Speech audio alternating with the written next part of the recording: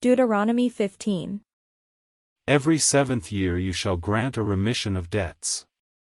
And this is the manner of the remission: every creditor shall remit the claim that is held against a neighbor, not exacting it of the neighbor who is a member of the community, because the Lord's remission has been proclaimed.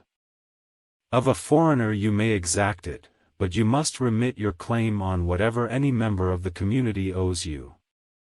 There will, however, be no one in need among you, because the Lord is sure to bless you in the land that the Lord your God is giving you as a possession to occupy, if only you will obey the Lord your God while diligently observing the entire commandment that I command you today.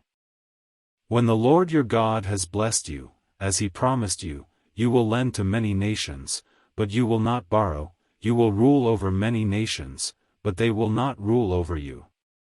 If there is among you anyone in need, a member of your community in any of your towns within the land that the Lord your God is giving you, do not be hard-hearted or tight-fisted toward your needy neighbor.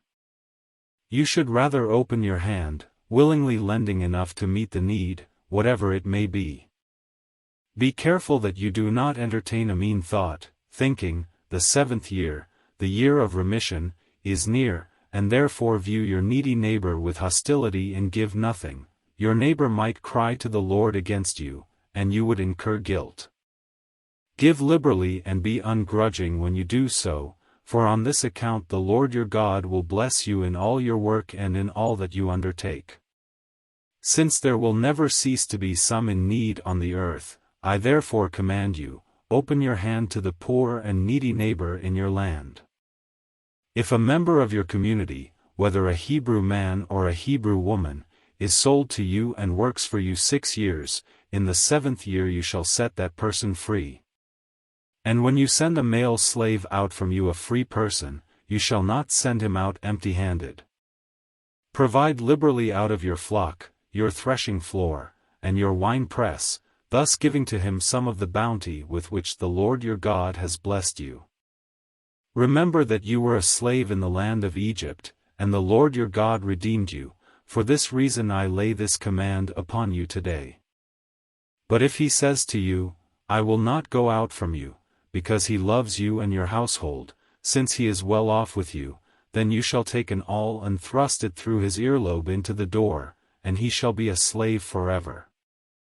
You shall do the same with regard to your female slave. Do not consider it a hardship when you send them out from you free persons, because for 6 years they have given you services worth the wages of hired laborers, and the Lord your God will bless you in all that you do. Every firstling male born of your herd and flock you shall consecrate to the Lord your God. You shall not do work with your firstling ox nor shear the firstling of your flock. You shall eat it, you together with your household, in the presence of the Lord your God, year by year at the place that the Lord will choose. But if it has any defect, any serious defect, such as lameness or blindness, you shall not sacrifice it to the Lord your God.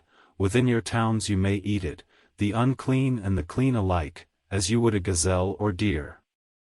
Its blood, however, you must not eat, you shall pour it out on the ground like water.